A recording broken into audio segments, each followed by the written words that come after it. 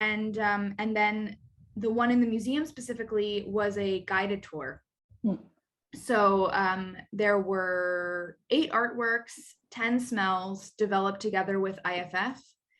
And some were contemporary artwork, some were from the 14, I think they were 1400s, between 14 and 1600s.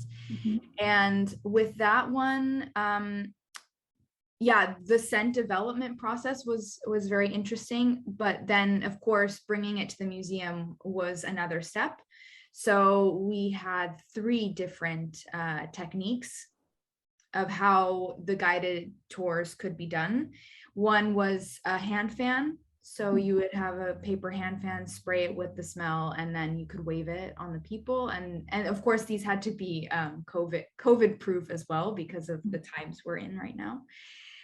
So that was great for big groups, and especially like young audiences really enjoyed this technique where you waved.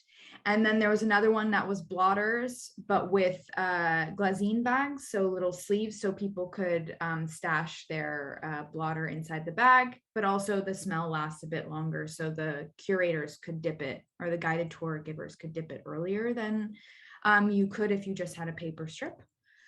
And then the last one, I don't have one with me, or I would show you because it's a little bit more complicated to explain, but it's called a wispy. Okay. And it's a point by scent technique is what you say, but the wispy is the name of the brand that makes them.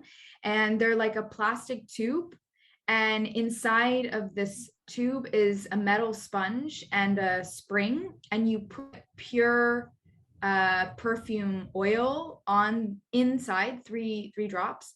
And this is and you let it stand for 24 hours, and it's basically when it's dry and there's no wet components in it, so it's safe for the museum. That's another thing that's important, right, is that it's safe. And so when you press this, it pops open, and when you press it, dry air comes out of the tube. So you press it up and down, and it works pretty well. The scent is pretty strong, and it's great because it's dry air, so it's safe, and kids can use it, and anyone can use it, and it's safe, and it doesn't it's not too strong as well, so that's nice. And the curators really liked this because you could make them in advance and then hand them out as you need them.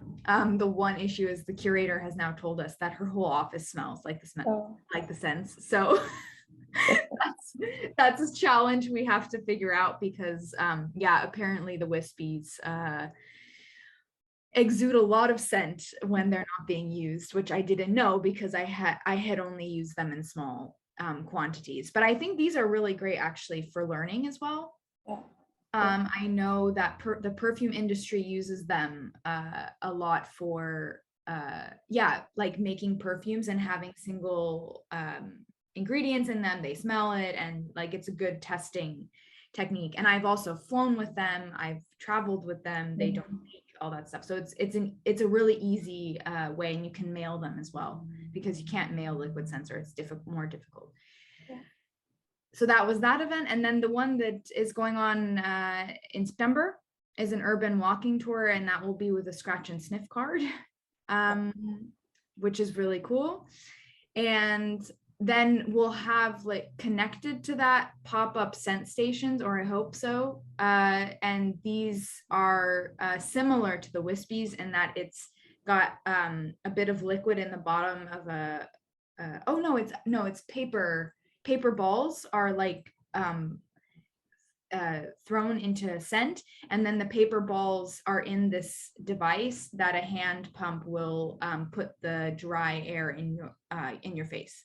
So that's a scent station as well. So these are, that's basically that's basically everything that has happened so far in Oedeuropa.